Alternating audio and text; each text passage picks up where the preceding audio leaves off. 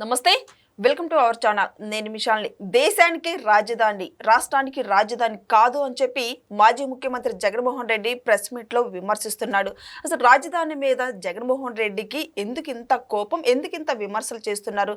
ఇదే అంశంపై చర్చించడానికి మనతో పాటు స్టూడియోలో ఉన్నారు పొలిటికల్ అనలిస్ట్ శ్రీలీల గారు ఉన్నారు. వారిని అడిగి విషయాలు తెలుసుకునే ప్రయత్నం చేద్దాం. నమస్కారం మేడం. నమస్తే అమ్మా. మేడం, ఈరోజు జగన్మోహన్ రెడ్డి గారు ప్రెస్ మీట్ పెట్టి రాజధాని మీదే విమర్శిస్తూ మాట్లాడుతున్నాడు. ఎందుకు జగన్మోహన్ రెడ్డి రాజధాని మీద ఇంత విమర్శలు గుప్పించడం, దాని వెనుక కారణం ఏంటి? వైఎస్ జగన్మోహన్ రెడ్డి మాజీ సీఎం అనాలా లేకపోతే ప్రస్తుత ఎమ్మెల్యే అనాలో ఆయన మరి అసలు ఏమి అనకుండా ఒక చెల్లికి ద్రోహి చేసిన అన్న, ఒక తల్లికి ద్రోహం చేసిన కొడుకు అనాలా, రాష్ట్రానికే ద్రోహం చేసిన పరమ నికృష్టమైన పరిపాలన అందించిన దరిద్రుడు అనాలా, ఏమనాలి? నిజంగా ఈ రోజున జగన్మోహన్ రెడ్డి ప్రెస్ మీట్ వింటంటే నువ్వు మనిషి పుట్టక పుట్టావా లేకపోతే ఇంకేదైనా జంతువు పుట్టక పుట్టావా అని అడగాలనిపిస్తుంది. ఎందుకంటే రగిలిపోతుంది కడుపులో. నువ్వు అరాచకమైన పరిపాలన అందించిన తర్వాత రాష్ట్రంలో ఒక భయంకరమైన సిచ్యువేషన్ అందరం ఫేస్ చేసాం. ఏం జరిగిందో అందరం చూసాం. ఎవరు ప్రశ్నించకూడదు, ఇది తప్పు అని చెప్పి చెప్పకూడదు. నీ సొంత ఎంపీ రఘురామకృష్ణరాజు గారి పరిస్థితి ఏంటో అందరం చూసాము. మాస్క్ అడిగిన పాపానికి సుధాకర్ గారిని ఏం చేశారో చూసాము. అక్కని ఇబ్బంది పెడుతున్నారని తమ్ముడైన అమర్నాథ్ గౌడ క్వశ్చన్ చేసినందుకు ఆ అబ్బాయి నిట్టనిలున పెట్రోల్ పోసి సజీవ దహనం చేయటం చూసాము. మరి ఇసుక తవ్వుతున్నారు అంటే ఒక దళితుడిని శిరోముండనం చేయటం, నగ్నంగా పోలీస్ స్టేషన్లో అతని మీద ఎంత కుట్ర చేశారో చూసాము. ఈ మద్యం దుకాణంలో కల్తీ మద్యం అమ్ముతున్నారని చెప్పి ఒక యువకుడు మరి ఆ మద్యం షాప్ ముందు నిలబడి బాటిల్ చూపిస్తూ అక్కడ నెంబర్తో సహా చెప్పినప్పుడు మరుసటి రోజుకి శవం అయ్యి ఉండటం చూసాము. ఒక దళిత డ్రైవర్ని మర్డర్ చేసి భార్యాభర్తలు ఇద్దరు కలిసి ఎమ్మెల్సీ అనంతబాబు ఆయన భార్య డోర్ డెలివరీ ఇవ్వటం చూసాము. మరి 35,000 మంది మహిళల తాళిబొట్లు మద్యం ఏదైతే కల్తీ మద్యంతో, కేవలం కల్తీ మద్యంతో, ఇంకా మిగతావన్నీ చాలా ఉంటే ఓన్లీ కల్తీ మద్యంతోనే దాదాపుగా 30,000 పైనే ఆడపడుచుల తాళిబొట్లు నిట్ట నిలువున తెంచేసిన జగన్మోహన్ రెడ్డి. ఏ విధంగా చెప్పుకోవాలి? ఏ విధంగా నీ పరిపాలన జరిగింది? నువ్వు ఒక ముఖ్యమంత్రివి, నీదొక పార్టీ, నువ్వు ఇప్పుడు ప్రజెంట్ పులివెందుల ఎమ్మెల్యేవి. జగన్మోహన్ రెడ్డి గారు గతంలో చెప్పారు, అమరావతికి 33,000 ఎకరాలు ఏంటి, ఇంకా ఎక్కువ కావాలి, అమరావతిని బాగా మనం తీర్చిదిద్దుకోవాలి, మన రాష్ట్రానికి రాజధాని అని. అదే జగన్మోహన్ రెడ్డి ఏమడిగాడు, మరి ఇదిగో నేను ఇక్కడ స్థలం కొనుక్కుంటున్నాను, ఇక్కడే ఇల్లు కట్టుకుంటాను, ఇక్కడే ఉంటాను రాజధానిలో, నన్ను ఓటేసి గెలిపించండి అని. ఏం చేశాడు? ఇల్లు కట్టుకున్నావు, బాగుంది, ఉపయోగం ఏంటి? ఎందుకు చెప్పావు? ఆ రోజున తెలియదా రాజ్యాంగం గురించి? అప్పుడు చదువుకోలేదా? ఈ రోజునే చదువుకున్నావా రాజ్యాంగం గురించి? ఎవరో స్క్రిప్ట్ రాసి ఇచ్చారు, ఏదో పాయింట్ తీసుకొచ్చి అక్కడ పెట్టావు, ఏదో ఒకటి మాట్లాడాలి. అది ఈ రోజున జగన్మోహన్ రెడ్డి గారు ఈ రోజున రాజ్యాంగం గురించి మాట్లాడుతుంటే ఆ రాజ్యాంగంలో చాలా ఉన్నాయి, వాటి గురించి కూడా మాట్లాడుకోవాలి కదా. అక్రమంగా ఆస్తులు కొట్టేస్తే ఏం చేయాలి, భూ ఆక్రమణలు చేస్తే ఏం చేయాలి, మరి ఏ విధంగా నువ్వు రాష్ట్రాన్ని దోచుకున్నావు, ఎన్ని విధాలుగా అన్ని వర్గాల ప్రజలను ఇబ్బందికి గురి చేశావు, రాష్ట్ర రాజధాని మీద ఒక కుల మచ్చ వేసి ఏ విధంగా దాని మీద కుట్ర పన్నావు, అమరావతి అంటే కమరావతి అని మాట్లాడావు. కులం పేరు ఎత్తకుండా చెప్పు దెబ్బలతో చెంపలు వాయించాలి ఎవరు మాట్లాడినా కూడా. కులం పేరు ఎందుకండి? కులాల వివక్ష ఎందుకు? కులాల మధ్య చిచ్చెందుకు?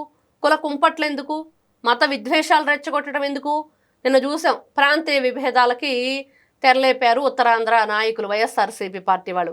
ఆ మూలపేట పోర్టు ఏదో అది ఎప్పుడో నారా చంద్రబాబు నాయుడు గారి హయాంలోనే దానికి సంబంధించినవన్నీ జరిగినాయి. ఈ రోజున కొత్తగా వీళ్ళేదో క్రెడిట్ చోరీ అని చెప్పి ఒక డిజార్డర్లో ఉన్నాడు జగన్మోహన్ రెడ్డి అని అందరికీ తెలిసిపోయింది.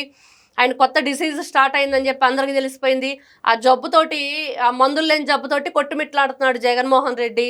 మరి ఆ మూలపేట ఆ పోర్టు దగ్గర ఏం మాట్లాడారు? అధర్మాన ప్రసాదరావు ప్లస్ ఈ బొత్స సత్యనారాయణ, సీదిరాప్పలరాజు, మీరు మీ ఎకిలేశాలు, మీ బ్రతుకులు, గతంలో మీ నీచమైన మాటలు, మీ సీనియర్ మోస్ట్ లీడర్లుగా ఈ బొత్స సత్యనారాయణ, అధర్మాన ప్రసాదరావు ఏం చెప్పుకోవడానికి మీకు?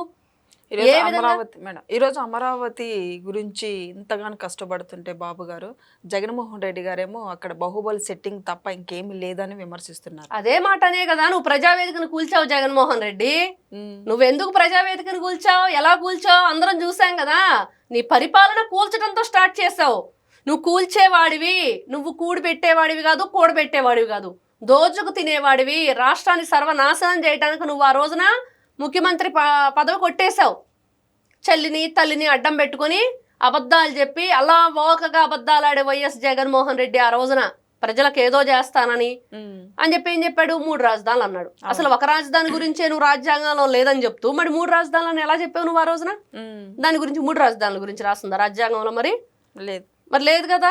నువ్వు నీ కళ్ళబొల్లి కబుర్లు, నీ కాకమ్మ కథలు, నువ్వు చెప్పే అబద్ధాలు, నువ్వు ఎన్ని రకాలుగా మరి ప్రజలను మోసం చేయాలనుకున్నావు అన్ని రకాలుగా చేసావు.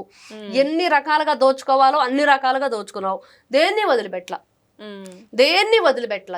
వదిలిపెట్టల భూగర్భాన్ని కూడా తోడేశారు. ఈ రోజు దేశానికి రాజ్యాంగం అంటున్నాడు, రాష్ట్రానికి కాదు రాజధాని.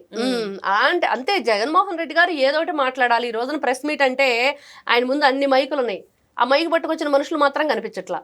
మరి ఈయన ఒక్కడే మాట్లాడతాడు, అది రికార్డెడో తెలియదు, నిజంగానే మాట్లాడుతున్నాడో తెలియదు, ఎందుకు మాట్లాడుతున్నాడు, ఏం మాట్లాడుతున్నాడు, ఏంటి ఆయన ఆలోచన. అంటే ఆయన ఆలోచన ఒకటే, రాష్ట్రం బాగుపడకూడదు, రాష్ట్రానికి రాజధాని ఉండకూడదు. ఈ రోజున 10 సంవత్సరాలు ఉమ్మడి రాజధానిగా హైదరాబాద్ ఉండాలి, ఆ తర్వాత మీరు అమరావతిని రాజధానిగా ఏర్పరచుకోవచ్చు అని చెప్పేసి ఆ రోజున తీర్మానం. మరి 10 సంవత్సరాలు అయిపోయింది, మరి మన రాజధాని మనకు కావాలి కదా. దాదాపు 13 సంవత్సరాలు 2 తెలుగు రాష్ట్రాలు విడిపోయిన తర్వాత ఈ రోజున వాళ్ళు చెప్తున్న అమరావతిని అభివృద్ధి చేస్తున్నారు, ఇంకెక్కడా లేదంటే భోగాపురం ఎయిర్పోర్ట్ ఎక్కడ ఉంది, ఉత్తరాంధ్రలో కాదా? మొన్న వచ్చిన ఏదైతే అమలాపురానికి సంబంధించిన స్టీల్ ప్లాంట్ అక్కడ కాదా, ఉత్తరాంధ్ర కాదా? మరి గూగుల్ డేటా సెంటర్ ఎక్కడ వచ్చింది, ఉత్తరాంధ్ర కాదా? ఇవన్నీ ఎక్కడున్నాయి? రాష్ట్రం నలుమూలలా అభివృద్ధి చెందుతూ అన్ని వైపులా కూడా అభివృద్ధిని తీసుకువెళుతూ ముందుకి యువతకి మంచి చేసే దిశగా నారా చంద్రబాబు నాయుడు గారు ముందుకు వెళ్తుంటే ఈ వైఎస్ జగన్మోహన్ రెడ్డి విషం జిమ్ముతున్నాడు. ఈ వైఎస్ ఎందుకు చూస్తావు అనుకుంటున్నారా? అమరావతి మహిళలందరూ వెళ్ళి చీపుర్లు, చెప్పులు, చాట్లు తీసుకొని తాడేపల్లి ప్యాలెస్ నుంచి జుట్టు పట్టుకొని జగన్మోహన్ రెడ్డిని బయటకు లాగితే కరెక్టు. ఎందుకు సైలెంట్గా ఊరుకోవాలి? ఎన్ని రోజులు చూస్తాము ఈ విషం కక్కుతూ ఉంటే, ఈ రకంగా బురద జల్లుతూ ఉంటే? ఏదో ఒకటి ఉంటే ఈ ప్యాలెస్లో ఉంటాడు, లేకపోతే అలహంక. ఏం చెప్పాలి ఈ బెంగళూరు టైగర్ గురించి? బెంగళూరు టైగర్ ఈ రోజున ఈ మచ్చలపులు వచ్చి ఇట్లాంటి పిచ్చివాగుడు వాగటం తప్పించి ఎన్ని రోజులు మనం ఏమనుకుంటున్నాం, ఈయనకి లండన్ మందులు వేసుకోవటం మర్చిపోతున్నాడు అని. అసలు ఆ మందులు పనిచేయటం మానేసినాయి అంటే అది ఆ పరిస్థితి. ఇట్లాంటి పిచ్చి మాటలు మాట్లాడుతున్నాడు. కాబట్టి ఒకటే, ప్రజలందరూ ఈ రోజున క్లారిటీగా ఉన్నారు.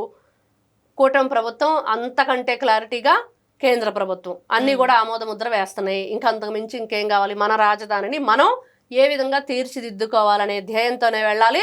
2029 వస్తామనే వాళ్ళని ఇంకా ఈ రాష్ట్రంలో ఉండనివ్వకుండా చేయాలి. ఇదే లక్ష్యం ఆంధ్రప్రదేశ్ యువతది. Thank you. నమస్తే అమ్మ.